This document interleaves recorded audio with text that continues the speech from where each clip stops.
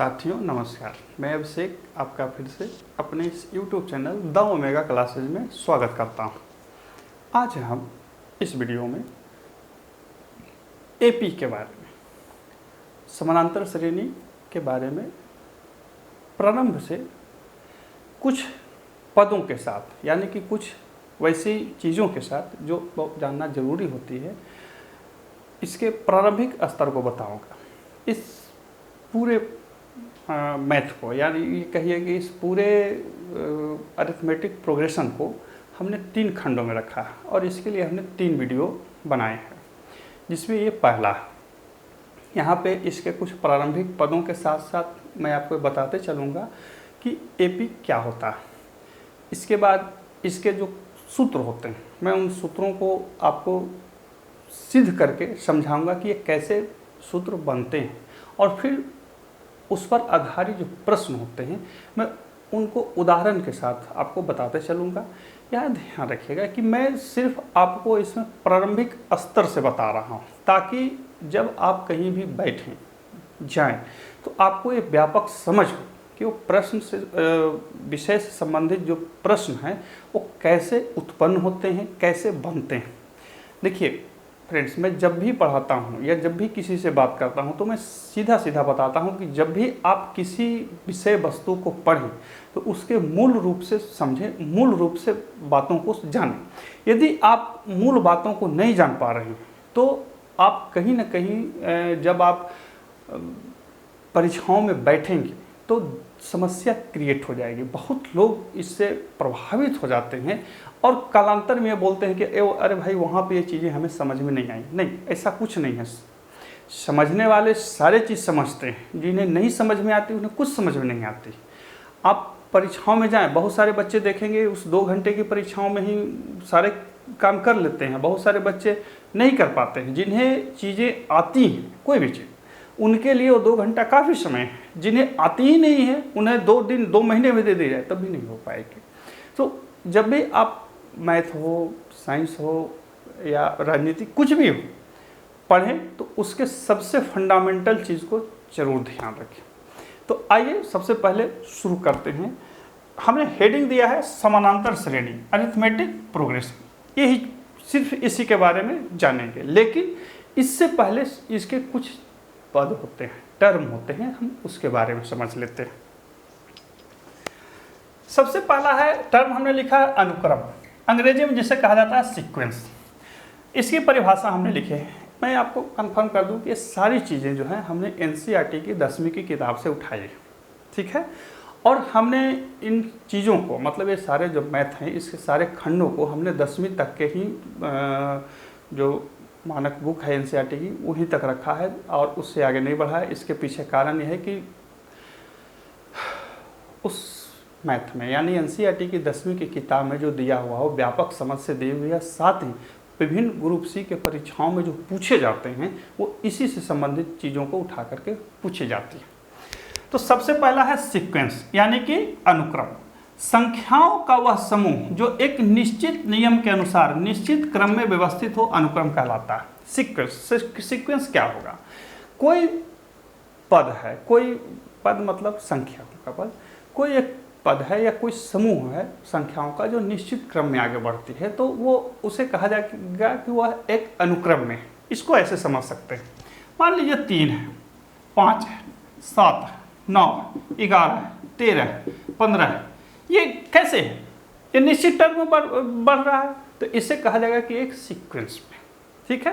हालांकि ये मैंने उदाहरण दिया है, ये ऐसे भी हो सकता है 1 2 3 4 5, ये भी हो सकता है।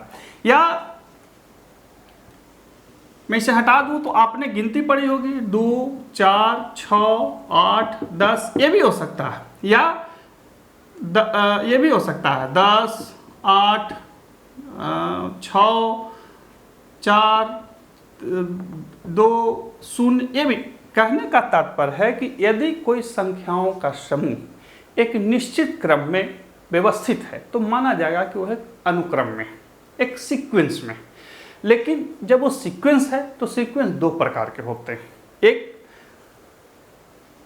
परिमित अनुक्रम और एक अपरिमित अनुक्रम। यानी कि परिमित अनुक्रम किसे कहेंगे? जिस अनुक्रम के पदों की संख्या निश्चित हो, परिमित अनुक्रम कहलाता है।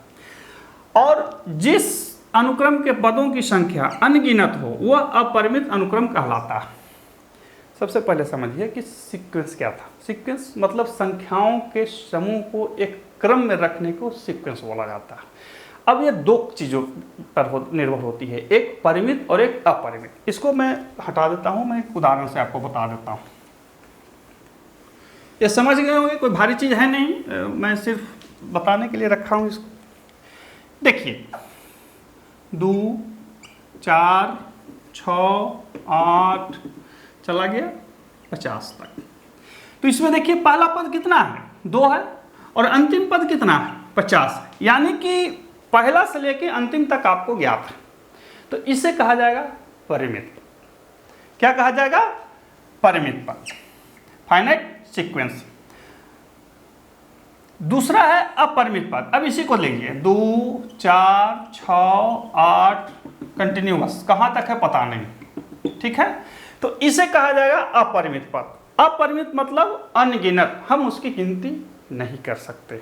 तो ये इस तरह से सीक्वेंस को हम सजा सकते हैं, यानी कि सीक्वेंस 2 टर्म में होगा। एक जिसमें अंतिम पद पता हो, प्रारंभ से लेकर अंतिम तक, ये पहला से लेकर अंतिम तक पता है, तो ये परिमित हो गया।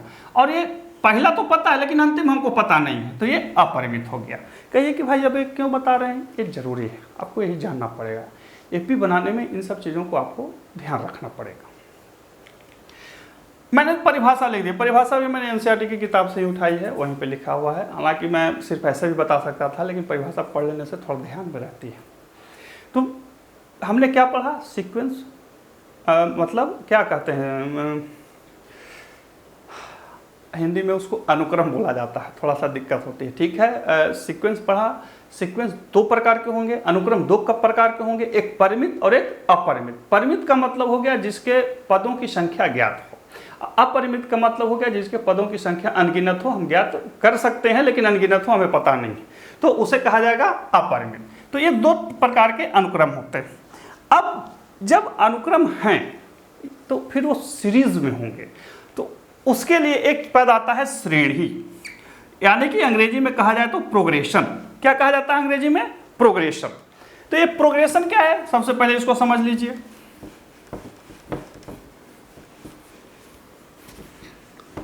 परिभाषा क्या कहता है? कहता है कि वैसे अनुक्रम यानी कि वैसे सीरीज जो एक निश्चित प्रतिरूप डिफिनिट पैटर्न का अनुपालन करता हो श्रेणी कहलाता हो। अब देखिए चीजें बदल गई। वहां पर क्या था कि वो एक क्या कहते हैं निश्चित पद से आगे बढ़ रहा है, लेकिन यहाँ पे कुछ टेढ़ा किया। क्या कहता है कि एक निश्चित प्रतिरूप या डिफिनिट पैटर्न का अनुपालन करते हैं। अब ये डिफिनिट पैटर्न का मतलब हो गया कि वो आगे भी हो सकता है, पीछे भी हो सकता है, दाएं बाएं कुछ भी हो सकता है, लेकिन पैटर्न डिफिनिट होगा, वो श्रेणी कहलाता है। अब इसको मैं व्यवहारिक रूप से बताऊं तो इसको समझिए। देखिए 10, 15, 20, 25, 30 करते चला जाएगा, कहीं तक भी जा सकता है। तो इसमें देखिएगा कि इसका अंतर कितना आ रहा है? 5। इसका अंतर कितना आ रहा है? 5। इसका अंतर कितना आ रहा है? 5। इसका अंतर कितना आ रहा है? 5। तो यानी कि एक निश्चित प्रतिरूप का पालन कर रहा है या नहीं कर रहा? तो कहिए कि भाई जब वो अनुक्रम था और इसमें क्या अंतर है? अंतर है। मैं अनुक्रम के लिए बता रहा हूं, सीरीज जो पढ़ रहे थे। देखिए सबसे पहले एक चीज ध्यान रखिएगा कि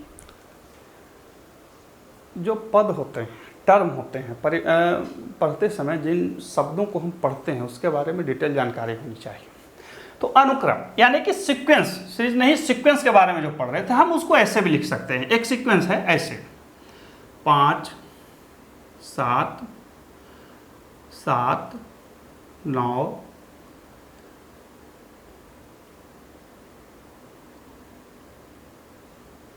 9 ऐसे करके है। तो ये देखिए ये भी एक सीक्वेंस ही है। अब ये सीक्वेंस कैसे है? इस तरह से है।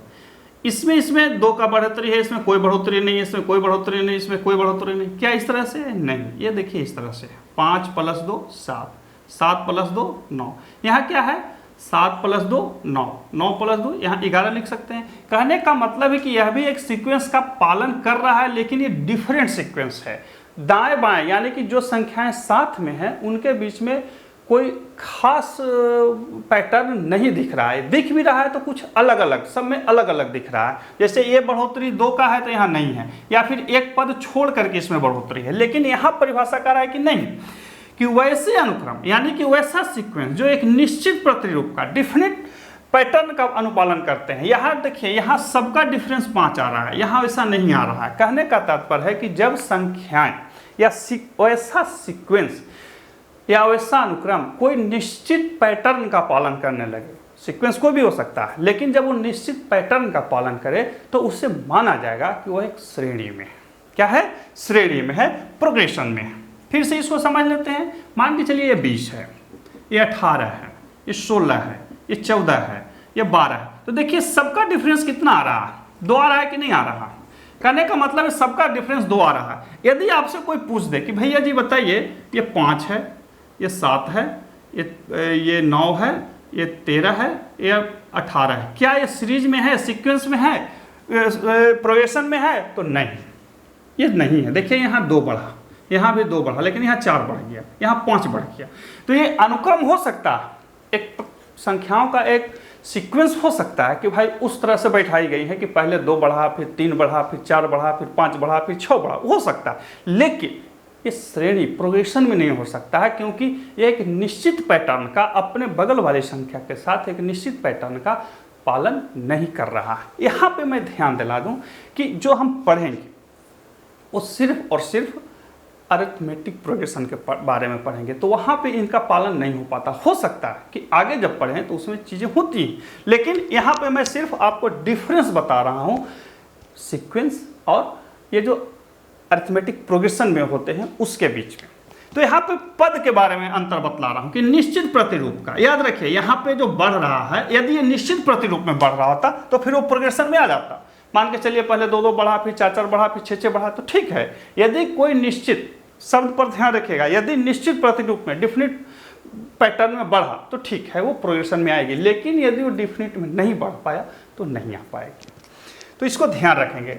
प्रारंभिक रूप से परीक्षाओं में यह भी पूछता है कि क्या एपी में होगा, तो जब निश्चित पैटर्न में है तो होगा, नहीं है तो फिर नहीं हो पाएगी।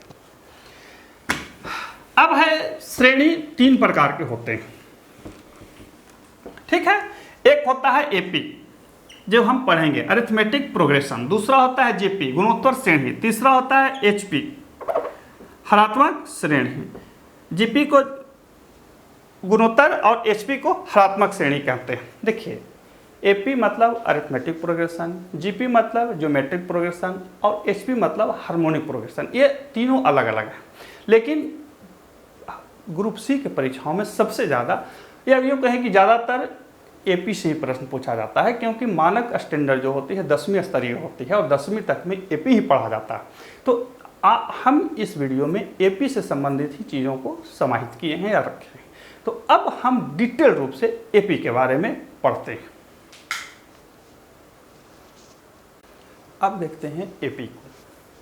हमने सबसे पहले परिभाषा लिखी है, समानांतर श्रेणी अरिथमेटिक प्रोग्रेशन एक ऐसे अनुक्रम सीक्वेंस जिसमें प्रत्येक पद अपने पिछले पद से एक निश्चित संख्या जोड़ने पर प्राप्त हो, समांतर श्रेणी या एपी कहलाता है।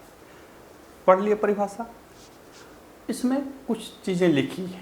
पहला जो समझ में आ रहा है कि इसमें एक प्रथम पद होगा एक ऐसा अनुक्रम जिसमें अब प्रत्येक पद अपने पिछले पद से, यानी कि जो पद है वो पिछले पद से जोड़ने पर, यानी कि पहला न कोई पद होगा। दूसरा, जोड़ने पर प्राप्त होगा, अर्थात जब उसके साथ कुछ जोड़ेंगे तो प्राप्त होगा। तीसरा, वो निश्चित टर्म में आगे बढ़ेगा या निश्चित पद से आगे बढ़ेगा। यहाँ पे क्या है? निश्चित संख्या, यानी कि जो जोड़ेंगे वो निश्चित ही जोड़ेंगे और निश्चित प्रकृति से ही जोड़ेंगे। साथ ही वो प्राप्त होगा तो कहाँ तक प्राप्त होगा? तो उसमें 2 चीज़ें जो हमने शुरू में बताया था, परिमित भी हो सकता है, अपरिमित भी हो सकता है। अब इस परिभाषा को आप ध्यान रखें और मैं देखिए 2 प्रकार से सीक्वेंस को रख रहा हूँ, उसको देखिए। हमने यहाँ रखा 5, 7, 9, 11, 13, 15 रखा हमने। अब फिर हमने यहाँ पे रखा 7, 9, 11, 13, 15, 17 डॉट डॉट डॉट डॉट, पता नहीं। शुरू में हमने बताया था परिमित और अपरिमित, ये दोनों हैं, लेकिन देखिए दोनों इसके जो परिभाषा है उसको संतुष्ट कर रहे हैं। यहाँ पे देखिए इसका डिफरेंस देखिए कितना है, 2। इसका डिफरेंस देखिए 2, इसका डिफरेंस देखिए 2, इसका डिफरेंस देखिए 2, इसका भी 2। सेम चीज यहाँ पर भी आ रहा है, 2 2 2 2 2। आया या नहीं आया? अन्य उदाहरण हो सकते हैं, 5, 10, 15, 20, 25 लिख सकते हैं, 20, 18, 16, 14 कुछ भी लिख सकते हैं। मैं फिर भी उसे भी लिख सकता हूँ, 20, 18, 16, 14, 12। यहाँ कितना? -2, -2, -2, -2। दशमलव, भागा कुछ भी हो सकता है, कोई दिक्कत नहीं। तो जब ऐसा अनुक्रम, ऐसा सीक्वेंस जो एक निश्चित संख्या जोड़ने पर प्राप्त हो रही हो, उसे समानांतर श्रेणी का अनुक्रम कहा जाएगा। अब इसमें कुछ चीजें ध्यान दीजिए। इसमें पहला पद तीनों में है या नहीं है? पहला तीनों में है या नहीं? उसके बाद डिफरेंस जो है वो सब में है। इसमें अंतिम पद है, इसमें अंतिम पद है, लेकिन इसमें अंतिम पद नहीं है। लास्ट टर्म है एक में, बाकी 2 में, सॉरी 2 में है, एक में नहीं है। तो हम, या जब भी आप मैथ पढ़ते हैं या गणित के विशेषज्ञों ने इसके लिए कुछ चीजें रखी कि जो प्रथम पद होता है, प्रथम पद, इसे अंग्रेजी के छोटा अक्षर ए द्वारा सूचित किया जाता है। किसके द्वारा? ए द्वारा। इसमें ए कितना? 5, इसमें ए कितना? 20। तो ऐसा सीक्वेंस, जो सीक्वेंस दिया हुआ है उसके प्रथम पद को ए से सूचित किया जाता है। फर्स्ट टर्म ए से सूचित किया जाता है। दूसरा डिफरेंस डी जो होता है वो दूसरी से पहला को घटा के प्राप्त होता है। माने कि 7 घटाओ 5 बराबर कितना आया? 2। 9 घटाओ 7 कितना आया? 2। 11 घटाओ 9 कितना आया? 2। 13 घटाओ 11 कितना आया? 2। सब में कॉमन डिफरेंस आ रहा है, तो डिफरेंस कितना है? 2। जो दूसरी संख्या से पहली संख्या को घटा करके प्राप्त होगा, जो डिफरेंस होगा, उसे डी से सूचित किया जाता है। तो जब भी आप एपी पढ़ें, वहां पे लिखा हुआ हो डी, तो समझ जाइए, छोटा वाला डी, तो समझ जाइए कि वो डिफरेंस लिखा हुआ। समझ रहे हैं बात को? वो क्या लिखा हुआ है? डिफरेंस लिखा हुआ। अब यहां पे गिनिए, ये कितने हैं? 1, 2, 3, 4, 5, 6, यानी कि नंबर ऑफ टर्म जो है, यानी कि नंबर ऑफ संख्या जो है कितनी है? 6। तो इसे n से सूचित किया जाता है, n बराबर 6, छोटा वाला n। बात समझ रहे हैं? प्रथम पद को a, डिफरेंसेस को d, और जितने भी सीक्वेंस है यदि काउंटिंग में है तो उन्हें n से सूचित किया जाता है, छोटा वाला n। बात समझ गए? अब जब ये सब चीजें आपको दी हुई है, प्रथम पद a, difference d, number of term या संख्याओं, जो पदों की संख्या दिया हुआ है, तो वो n से सूचित होगा, छोटा n से। ये एपी के प्रथम या कहिए कि प्राथमिक चीजें हैं जो आपको समझ में आनी चाहिए एपी बनाने से पहले। ए का मतलब क्या हुआ? प्रथम पद। डी का मतलब क्या हुआ? डिफरेंस। एन का मतलब क्या हुआ? पद, पदों की संख्या, नंबर ऑफ टर्म, यानी कि जो क्या कहते हैं, नंबर ऑफ टर्म नहीं, नंबर ऑफ सीक्वेंस कहिए, सीक्वेंस कितने पद दिए हुए हैं। तो यहाँ पे 6 पद था, तो यहाँ हमने 6 लिखा, 1, 2, 3, 4, 5। यहाँ n बराबर कितना हो जाएगा? 5। अब कहता है, एक सूत्र आती है कि नंबर ऑफ टर्म कितने हो सकते हैं। कहीं पर पूछेंगे कि मान के चलिए आपसे हम पूछ दें कि 5, 7, 9, 11, 13 में 22वां पद क्या होगा? 22वां पद क्या होगा? अब ये हुआ हिसाब का शुरुआत करना। बात समझ रहे हैं? ये हुआ हिसाब का शुरुआत करना। तो उस सूत्र को मैं सिद्ध करके बता देता हूं कि वो कैसे होता है।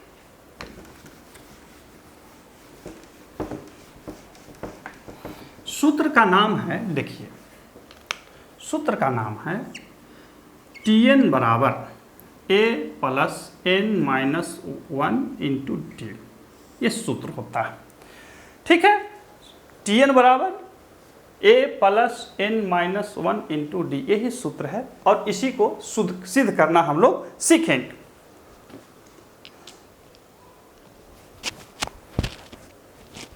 एक चीज ध्यान रखेंगे कि ये भी जो भी चीजें लिखी जाती है इसे आप ध्यान रखेंगे।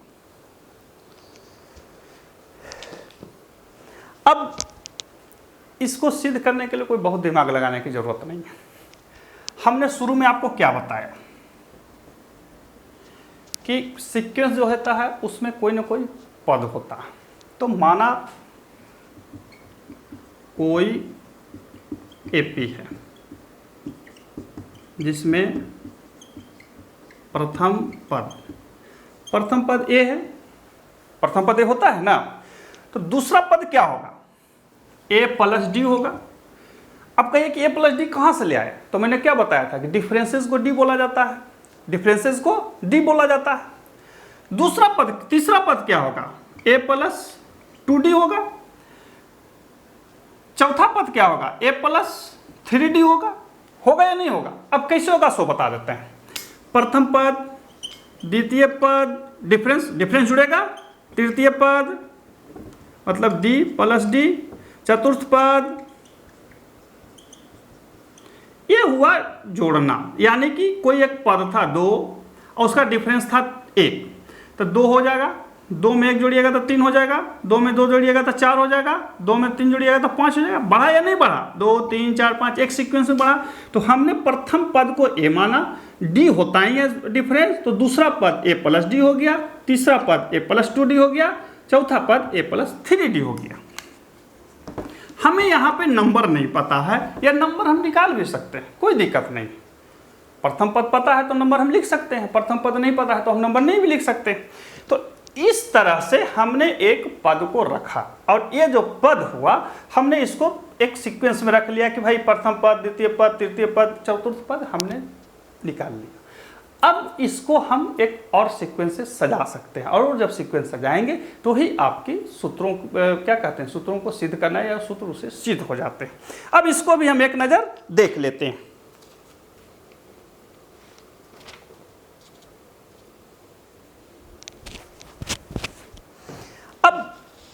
मैं इस सूत्र की तरफ आता हूं, थोड़ा पसीना हो जाता है।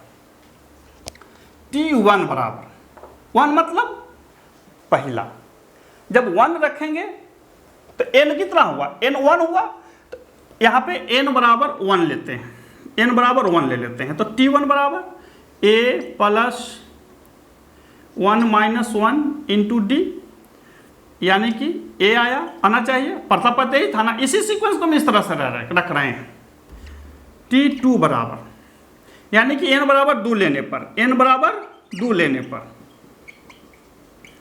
a plus 2 minus 1 into d equal to कितना आया, a प्लस 2d।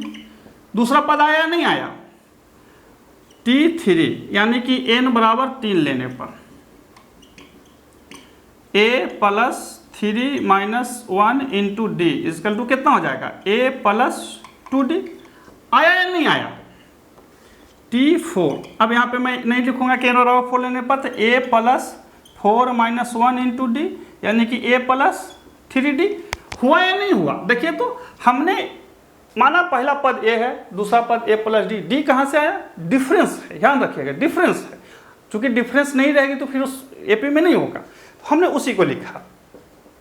अब T1 n बराबर a plus n minus 1 into D लिखना है, यानी कि n के जगह पर जो नंबर ऑफ टर्म बताए थे, n के जगह पे 1 2 3 ऐसे लिखेंगे। तो इस तरह से हमने चीज़ों को लिखा। अब हम लिख देते हैं Tn बराबर क्या हो जाएगा, a plus n minus 1 into D.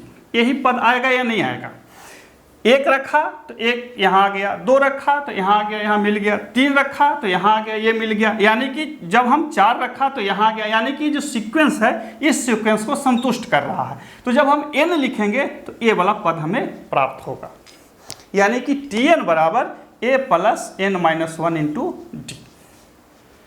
Tn बराबर नंबर ऑफ टर्म बराबर क्या हो जाएगा, a plus n minus 1 into D. यही सूत्र होता है, ये सिद्ध करना पड़ता है या सिद्ध किया जाता है, और ये सिंपल वे है सिद्ध करने का जो एनसीईआरटी में दी हुई। अब हम देखते हैं इससे संबंधित प्रश्न कैसे पूछे जाते हैं, और इस वीडियो में यही तक रहेगा। अब जो चीज़ें हमने बताई हैं उससे संबंधित कुछ व्यवहारिक प्रश्नों को ले लेते हैं। देखिए, कहता है कि किसी एपी में कौन सा पद 78 है। दूसरा प्रश्न है कि एपी का 31वां पद ज्ञात करें जिसका 11वां पद 38, 16वां पद 17 है। ठीक है, प्रश्न यही है ना जी? नहीं, यहाँ 73 लिखा है, 73। देखिए, अभी तक जो हमने बताया मूल उद्देश्य वो प्रारंभ जो बता रहे थे वही बताना था। यहाँ से क्या है कि आप बहुत जगह पढ़ रहे होंगे, बहुत जगह पढ़ेंगे, और बाकी जी चीज़ें जो होती हैं मैथ बनता जो है वो आपके व्यवहारिक समझ पे बनता है।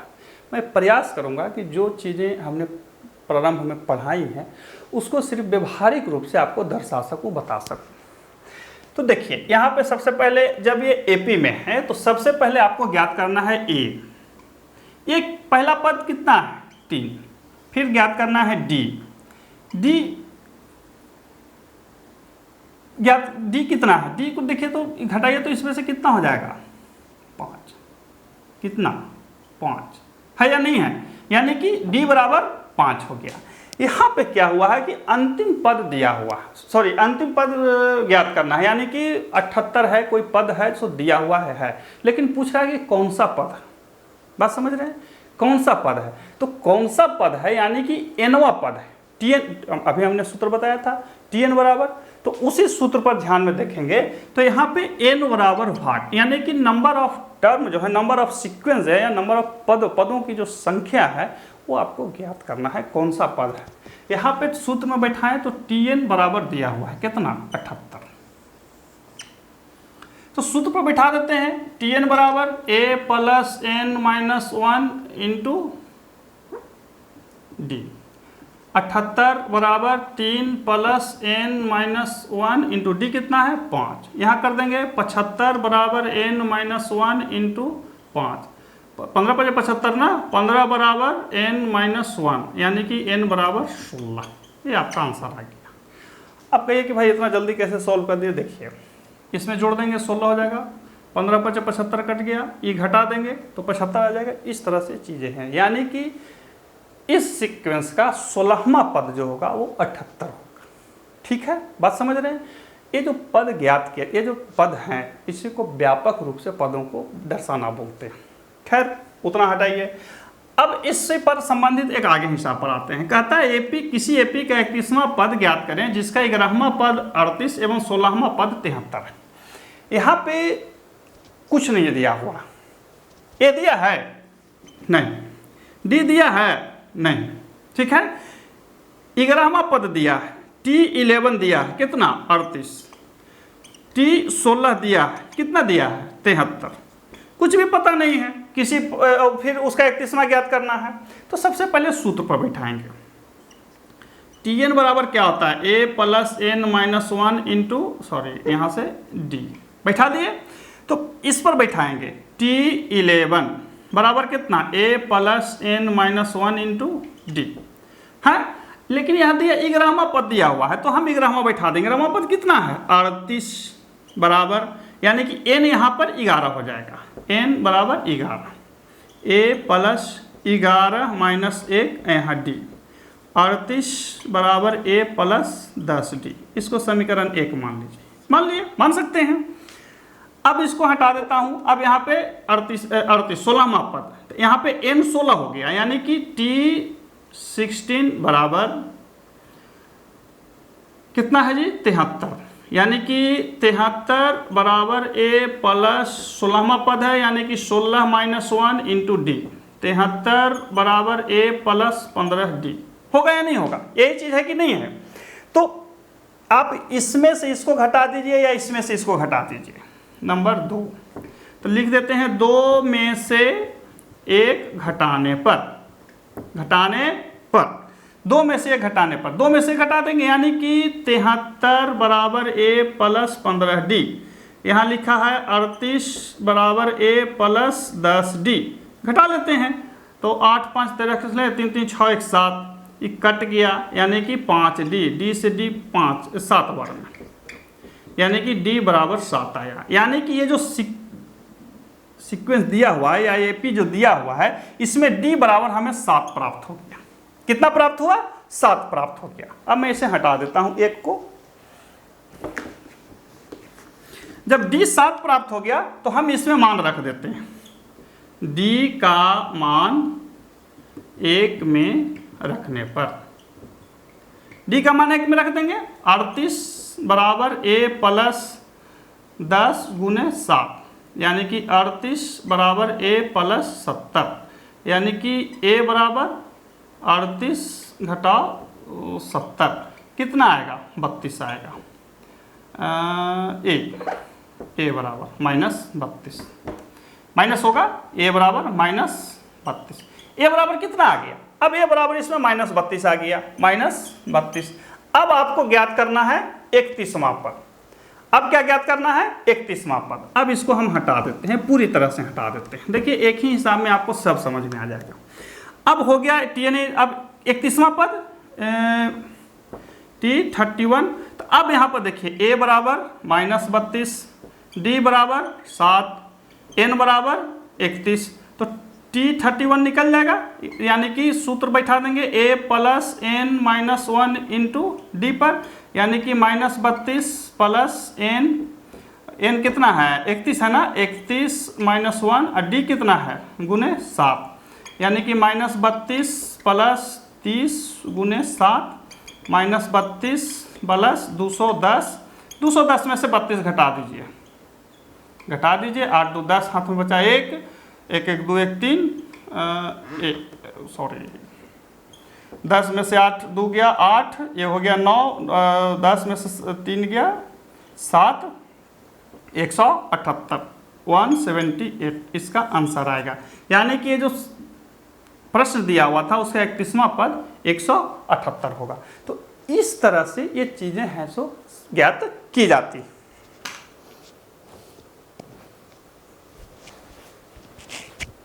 अब देखते हैं इसमें कुछ और व्यवहारिक प्रश्नों को। अब देखते हैं इसके एक और व्यवहारिक प्रश्न को। देखिए मैंने प्रारंभ में बताया था कि इस वीडियो को हमने 3 फेज में रखा। एक फेज में रखने से क्या होता है, चीज़ें बोझिल हो जाती हैं। 3 टर्म में रखा है, टर्म वाला हिसाब पढ़ रहे हैं तो इसलिए रखा है कि प्रारंभ से चीज़ें व्यवहारिक रूप से समझ में आ जाए। और एक ये ध्यान रखेंगे कि जब भी आप मैथ बनाने बैठें तो एक बार में ये कोशिश करें कि प्रश्नों को लिख करके अच्छी तरह से बनाने का प्रयास करें। प्रारंभिक लोगों के लिए जो बहुत अच्छी तरह से मैथों को बना चुके हैं, गणितों को बना चुके हैं, हिसाबों को बना चुके हैं, वही व्यक्ति शॉर्ट टर्म मिनिमम करने में या क्या कहते हैं आजकल जो होते हैं कि बहुत जल्दी मैं हल कर लेता हूँ, उसी चीज़ की ओर जाएं। यदि आपको चीज़ें दीर्घ रूप से समझ में नहीं आती तो फिर शॉर्ट फॉर्मूले में भी आपको समझ में नहीं आएगी, और यदि समझ में आ भी गई तो गड़बड़ाने की चांसेस थोड़ा ज़्यादा बढ़े रहते हैं। तो सबसे पहले इस देख लेते हैं 3 अंकों वाली कितनी संख्याएं 7 से विभाज्य। इस तरह के व्यवहारिक प्रश्न पूछे जाते हैं कि 4 अंकों वाली कितनी संख्याएं 5 से विभाज्य हैं, 6 अंकों वाली कितनी संख्याएं 12 से विभाज्य हैं, 9 अंकों वाली कितनी संख्याएं 2 से विभाज्य। इस तरह से प्रश्न पूछे जाते हैं। तो देखिए कहता है कि 3 अंकों वाली कितनी संख्याएं 7 से विभाज्य हैं। तो 3 अंकों की संख्या कहाँ से शुरू होती है? 100 से कहाँ तक? 999 तक, यहीं तक रहता है। तो 3 अंकों की सबसे पहली संख्या जो 7 से विभाज्य होगी कौन होती है? तो पता है आपको, ध्यान दिला देता हूँ, 105 है। ठीक है, 15 7 75 से 105, यानी कि 105 जो है वो पहला संख्या है जो 7 से विभाज्य होती है। दूसरा कौन होगा? 112 होगा। तीसरा कौन होगा? 119 होगा या नहीं होगा? इस तरह से चला जाएगा। लेकिन अंतिम कौन होगा इसको ज्ञात करके बता देता हूं मैं। 7 से आप भागा दीजिए 999 में। 7 एकम 7, 2 9, 7 सचौके 28, 1 9, 7 दूनी 14, 5 बच गया। 5 इससे घटा लीजिए, 9 से 5 घटा लीजिए तो बच जाएगा 994। ये लास्ट संख्या है जो इससे विभाजित हो जाएगी। नहीं विश्वास है तो मैं दिखला देता हूँ, विश्वास करना भी नहीं चाहिए, ठीक है। पढ़ाई लिखाई जहाँ ज्ञान विज्ञान की बात हो वहाँ कभी भी किसी पे आँख मूंद के भरोसा नहीं करनी चाहिए।